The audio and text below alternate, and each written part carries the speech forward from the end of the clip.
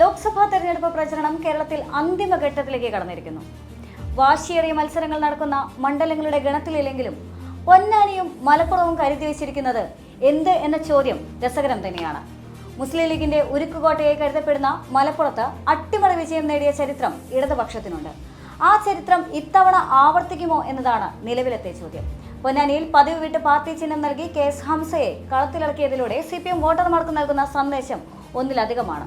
ന്യൂനപക്ഷത്തിന് സ്വാധീനമുള്ള മണ്ഡലത്തിൽ അവരുമായി ബന്ധപ്പെട്ട വിഷയങ്ങൾ തന്നെയാണ് പ്രധാന പ്രചരണം. ജില്ലയിലെ 2 മണ്ഡലങ്ങളിലും ഇടതുപക്ഷത്തിന്റെ പ്രതീക്ഷയ്ക്കുള്ള സാധ്യത എത്രമാത്രമാണെന്നതിന് വോട്ടിലുണ്ടായ മാറ്റവും രാഹുൽ ഗാന്ധിയുടെ വിവാദ പ്രതികരണവും എന്നീ കാര്യങ്ങളെല്ലാം തന്നെ പ്രതീക്ഷ നൽകുന്നതാണെന്ന് മന്ത്രി V അബ്ദുറഹ്മാൻ പോലും പറഞ്ഞു വെക്കുന്നുണ്ട്. ഇടതുപക്ഷത്തിന് പ്രതീക്ഷ നൽകുന്ന മറ്റ് പ്രധാനപ്പെട്ട ഘടകങ്ങൾ പരിശോധിക്കുമ്പോൾ ആദ്യത്തേത് ടാർഗറ്റിന് അപ്പുറമുള്ള ഒന്നല്ല എന്നുള്ളത് തന്നെയാണ്. 1977 പൊന്നാനി മണ്ഡലത്തിൽ ഇടതുപക്ഷം അവസാനമായി ജയിച്ചത്. അതിനുശേഷം ആദ്യമായിട്ടാണ് പാർട്ടി ചിഹ്നത്തിൽ ഒരു സ്ഥാനാർത്ഥി മത്സരിക്കുന്നത്.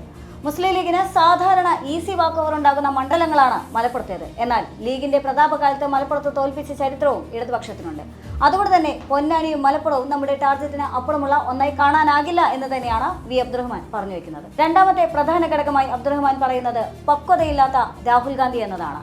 രാഹുൽ ഗാന്ധിയെ പോലെ ഉന്നതനായ ഒരു വ്യക്തിയുടെ പക്വതയില്ലാത്ത പ്രതികരണം ഇടതുപക്ഷത്തിന് ഗുണം ചെയ്യുമെന്ന് അദ്ദേഹം പറയുന്നുണ്ട്.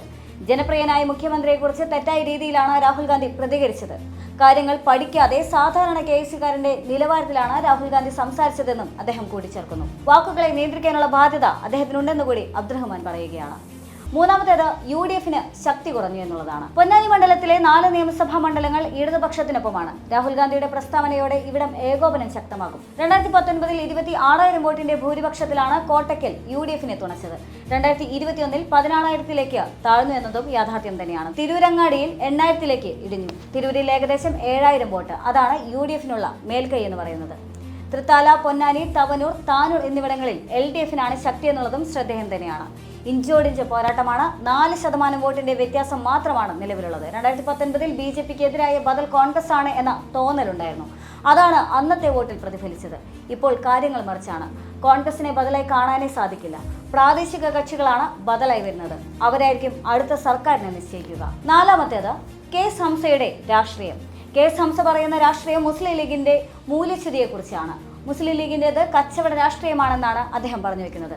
അഭിപ്രായ സ്വാതന്ത്ര്യമില്ല എന്നും തെറ്റുതിരുത്താൻ ലീഗ് തയ്യാറാകുന്നില്ല എന്നും അദ്ദേഹം പറയുന്നുണ്ട്. പാണക്കാട്ടെ തങ്ങന്മാരെ തേജോവധം ചെയ്യാൻ ലീഗ് കൂട്ടുനിന്നു എന്ന് കൂടി ഹംസ പറഞ്ഞു വെക്കുന്നുണ്ട്.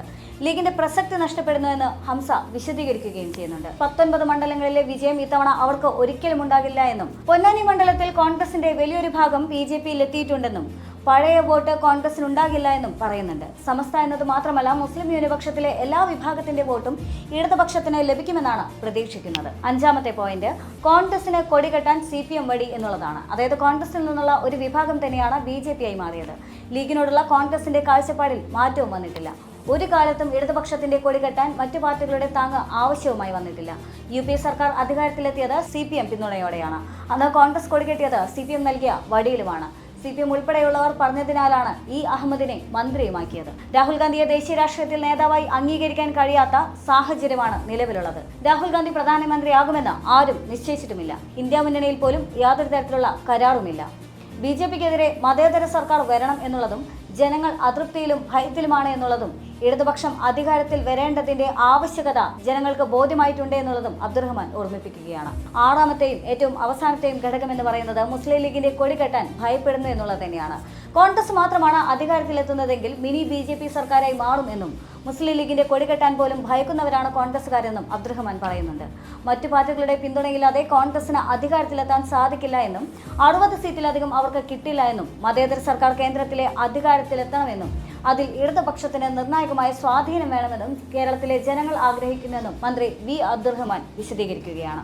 എന്തുതന്നെയാണെങ്കിലും ഇടതുപക്ഷത്തെ സംബന്ധിച്ചിടത്തോളം ഇത്തവണ 20ൽ 20 സീറ്റുകളും സ്വന്തമാക്കുക എന്ന ലക്ഷ്യത്തോടെ തന്നെയാണ് കളത്തിലിറങ്ങിയിട്ടുള്ളത്. അതുകൊണ്ട് തന്നെയാണ് എല്ലാ ലോക്സഭാ മണ്ഡലങ്ങളിലും തങ്ങളാൽ കഴിയുന്ന വിധത്തിലുള്ള കരുത്തരായ സ്ഥാനാർത്ഥികളെ നിർത്താനായിട്ട് ഇടതുപക്ഷം ശ്രമിച്ചിട്ടുമുള്ളത്. അതിന് ഏറ്റവും വലിയ ഉദാഹരണം തന്നെയാണ് പൊന്നാനിയിലാണെങ്കിലും വടകരയിലാണെങ്കിലും ആലത്തൂരിലാണെങ്കിലും കാണുന്നത്.